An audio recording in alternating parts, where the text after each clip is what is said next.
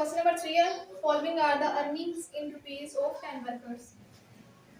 नीचे हमें 10 मुलाजमीन की तनख्वाह दी गई है।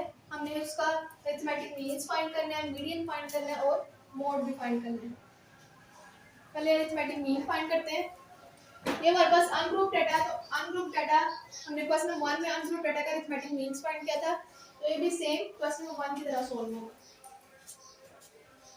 सबसे पहले अरिथमेटिक मीन्स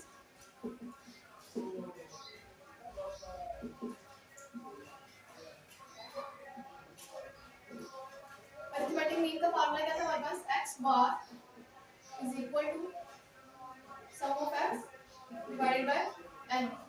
यानी तमाम वैल्यूज को ऐड करेंगे और नंबर ऑफ वैल्यूज पे डिवाइड कर देंगे।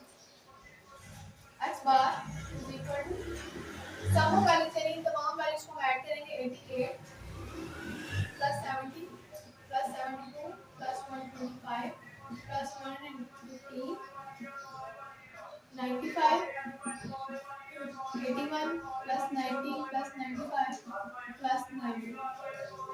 अब इनको नंबर ऑफ वैल्यूज पे डिवाइड करेंगे तो 1 2 3 4 5 6 7 8 9 10। अब कितनी वैल्यूज को ऐड करेंगे और 10 पे डिवाइड कर देंगे। 88 plus 70 plus 72 plus 125 plus 115 plus 95 81 90 95 और 90। हमारे पास आंसर आ रहा है 921।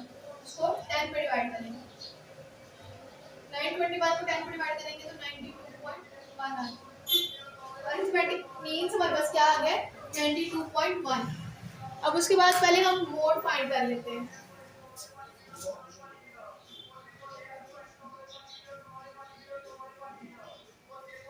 मोड वो वैल्यू होती है जो सबसे ज्यादा दफा डाटा में आई होती है। अब 88 सिर्फ एक दफा ही है तो ये मोड नहीं होगा। 70 ये भी सिर्फ एक दफा है, ये भी मोड नहीं होगा। 72 ये भी सिर्फ एक दफा है। 125 ये भी एक दफा है। 115 ये भी एक दफा है। 95 एक 95 ये और एक ये, यानी ये दो दफा है तो ये हमारा मोड होगा। मोड क्या है 95। उसके बाद 81 भी सिर्फ एक दफा है। 90 एक ये वैल्यू है हमारे पास और एक ये भी दो दफा है तो ये भी हमारा मोड होगा 95 एंड 90। अगर 95 3 टाइम्स डेटा में गिवन होता तो फिर हमारा मोड सिर्फ 95 होना था। अभी दोनों 2 टाइम्स है। 90 भी दो दफा है, 95 भी दो दफा है, तो इसलिए दोनों मोड में आएंगे। अगर कोई एक वैल्यू भी ज्यादा दफा होती तो वो हमारा मोड होता।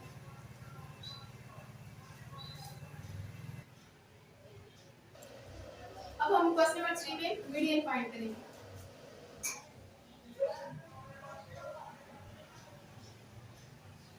ये भी अनग्रुप डाटा है, तो हमने क्वेश्चन नंबर 2 में अनग्रुप डाटा का मीडियन फाइंड किया था और मीडियन के दो फार्मूले थे अनग्रुप में कि अगर नंबर ऑफ ऑब्जर्वेशन इवन होगी तो फार्मूला चेंज होगा, अगर नंबर ऑफ ऑब्जर्वेशन ओड होगी तो उसके लिए फार्मूला चेंज होगा। और सबसे पहले तो आपने क्या करना है, डाटा को असेंडिंग ऑर्डर में अरेंज कर लेना है। Arrange in ascending order.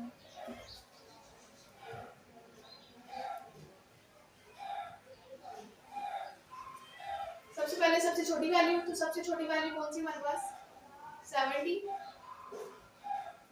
71 नहीं है 72। उसके बाद 81 फिर 88 फिर 90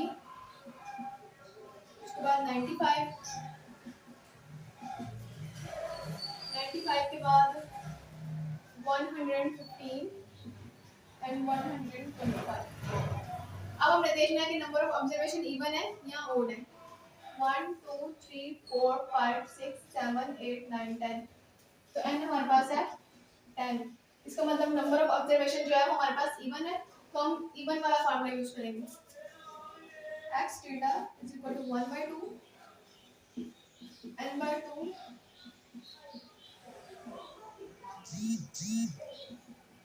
observation plus n plus 2/2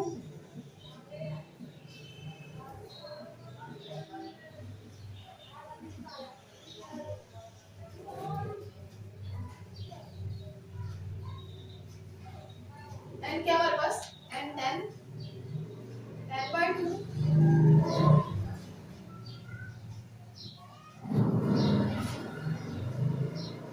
n की जगह पे क्या आएगा 10 10 + 2 12/2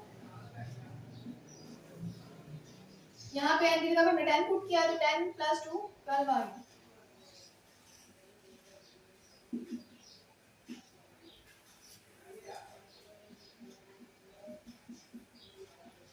n को 2 पे डिवाइड करेंगे तो 5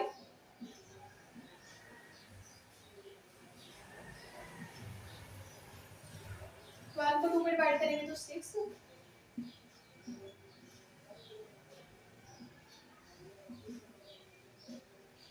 अब यहाँ पे हमने फिफ्थ ऑब्जर्वेशन लिखनी है और यहाँ पे सिक्स्थ ऑब्जर्वेशन 1 2 3 4 5 ये फिफ्थ ऑब्जर्वेशन है और ये सिक्स्थ ऑब्जर्वेशन है। फिफ्थ ऑब्जर्वेशन क्या है हमारे पास 90 उसके बाद प्लस सिक्स्थ ऑब्जर्वेशन क्या है वो भी 90 90 और 90 को ऐड कर लेंगे तो 180 अब 180 को 2 पे डिवाइड करेंगे तो हमारे पास आ जाएगा 90 तो मीडियन क्या आ गया हमारे पास 90